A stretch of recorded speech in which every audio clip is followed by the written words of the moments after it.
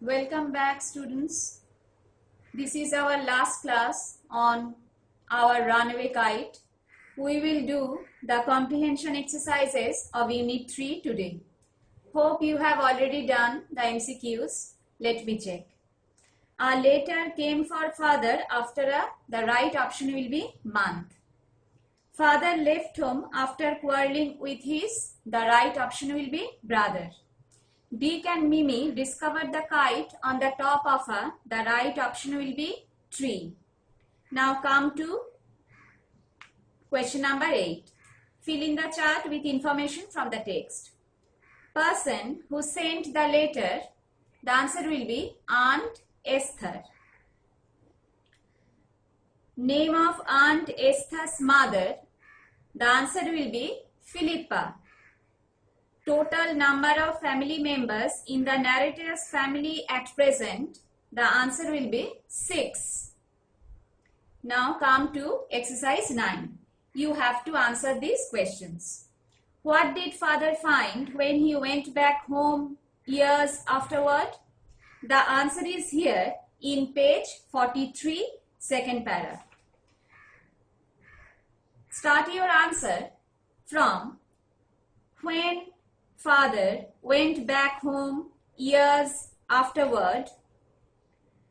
He found his brother had died and he couldn't find his sister. So the answer is when father went back home years afterwards, comma, he found his brother had died and he couldn't find his sister. Now come to question number B. Where did Aunt Esther live? You will find the answer in page 44, second line. Aunt Esther lived hundreds of miles inland. The answer is Aunt Esther lived, second line, page 44, hundreds of miles inland. Hope you have finished. Now come to question number C. Why did Aunt Esther turn pale? First, let me explain this answer. Then you will write it down. Actually, what happened when Mimi and Dick brought the big, lovely red kite home, Aunt Esther turned pale. Why? She found the kite patched with an old letter. She could easily recognize her own handwriting and she knew very well that was the letter she wrote years back to her brother, that is Philippa and Philippa's father, Philippa and Claude's father. That is why she turned nervous. She hoped that this kite had come from them, from the children of her brother. So she was excited, she was nervous, she turned pale. So the answer, why did Aunt Esther turn pale? Aunt Esther turned pale when she found the kite patched with her own letter written to her brother years back. So you got the answer. Now we will do the grammar in use section, but we will do it with the help of a chart. In this section, we will learn how to frame questions. Questions are of two types. Number 1, WH question or information questions. And number 2 is interrogative sentence or simple question. Right from the name WH question, it is clear to you that this question is formed with WH words. There are some WH words you know: what, why, when, where, how, which, whom. These are called WH words. So questions starting with WH words are called WH questions. WH questions are also called information questions. Why? Because by asking WH questions, we get information. If I ask you, what is your name? You will tell me your name. So your name is the information given to me while I ask you the WH question. So WH question is also called information question. And there is another type of question that does not start with WH words, that start with verb, auxiliary verb. These type of questions are called interrogative sentence or simple question. It is clear to you? So questions are of two types, WH question or interrogative question. WH question may be called as information question and interrogative sentence may be called as simple question. WH question starts with WH words, but interrogative question starts with auxiliary verb. For example, do you like tea? There is no WH word. Your answer will be yes, I like tea, or no, I do not like tea. So, interrogative sentence or simple questions will always have yes, no type answers.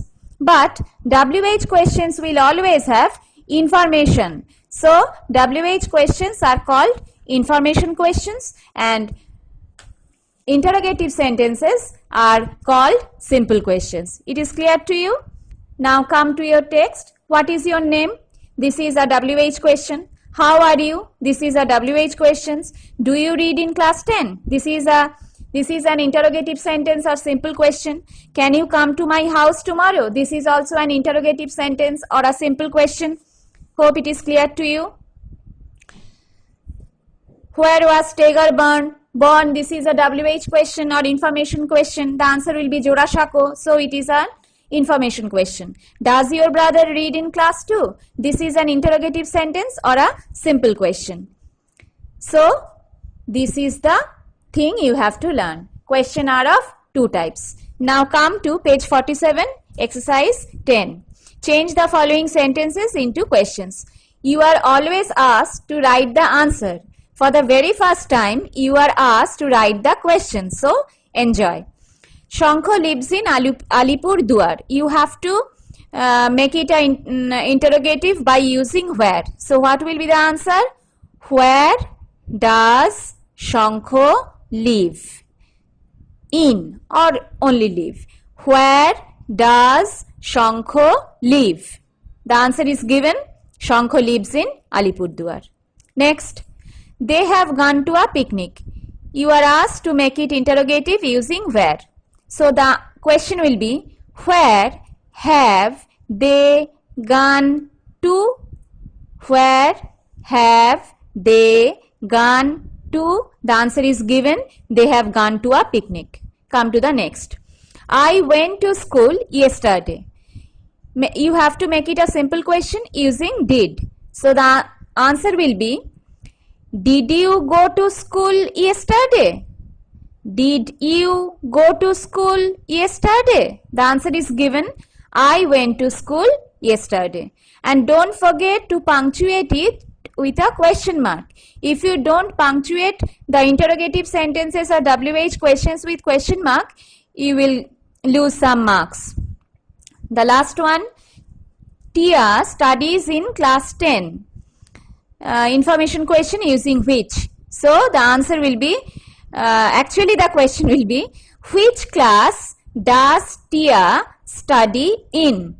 Which class does Tia study in? You know the meaning of spelling of study, S-T-U-D-Y.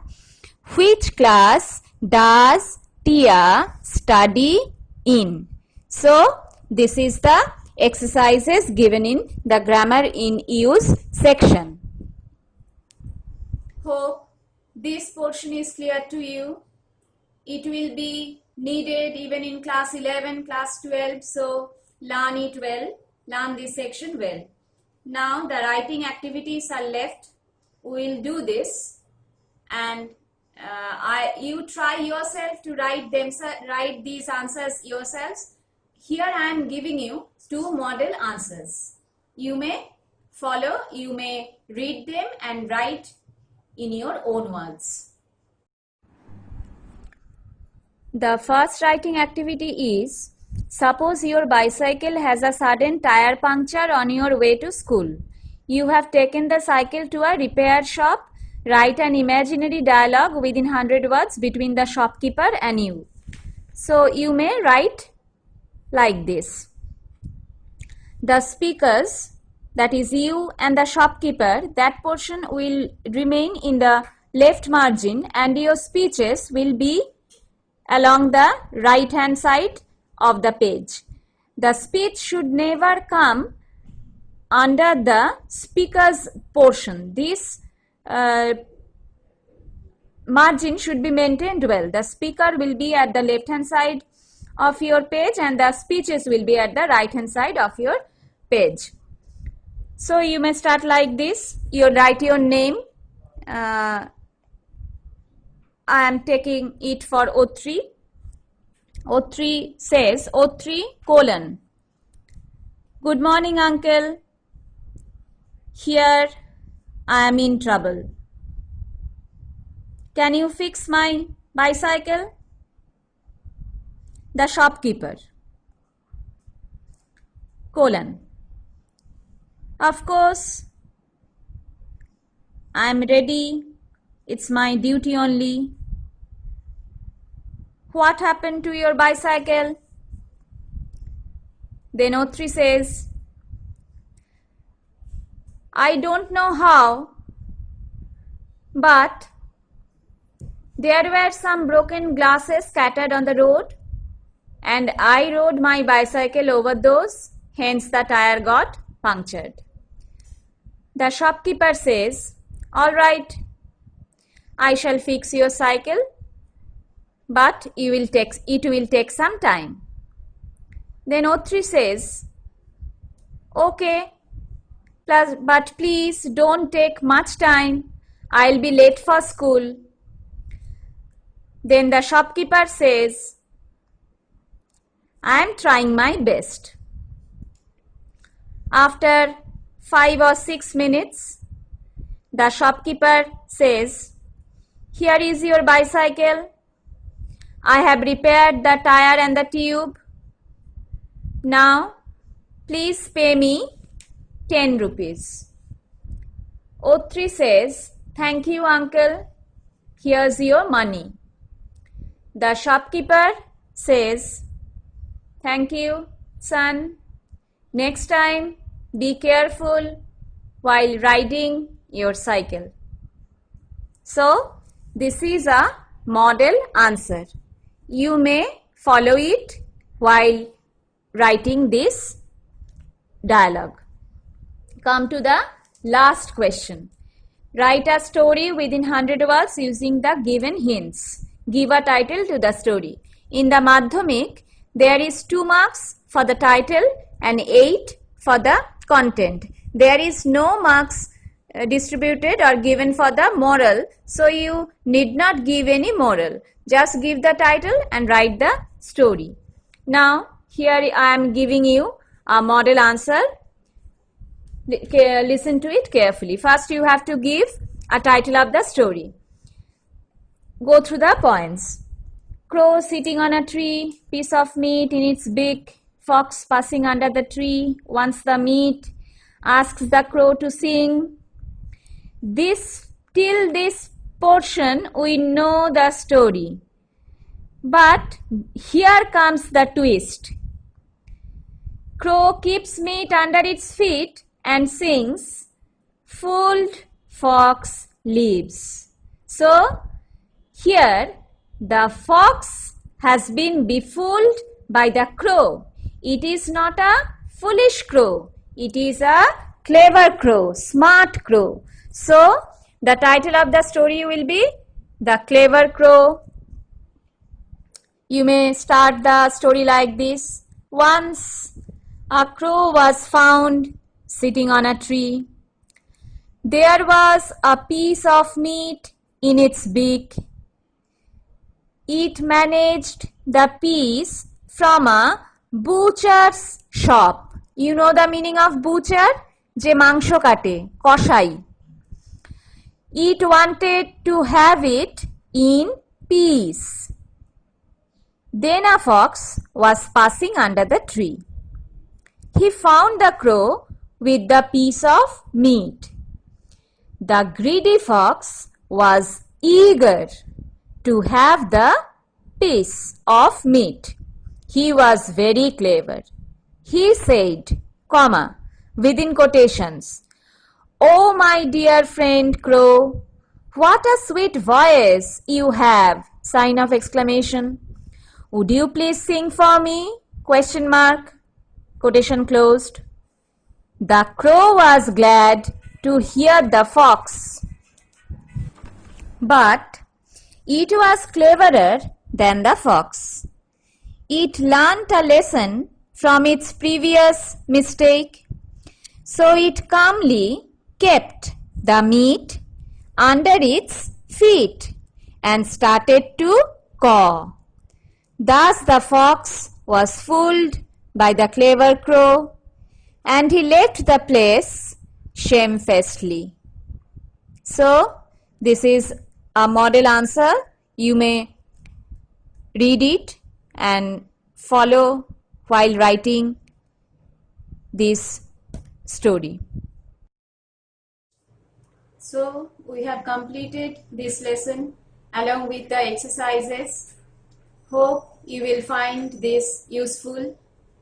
We should convey our thanks to ABTA Murshidabad for organizing such virtual classrooms to help you and give us the opportunity to help the students all over the district as well as the state. Thank you.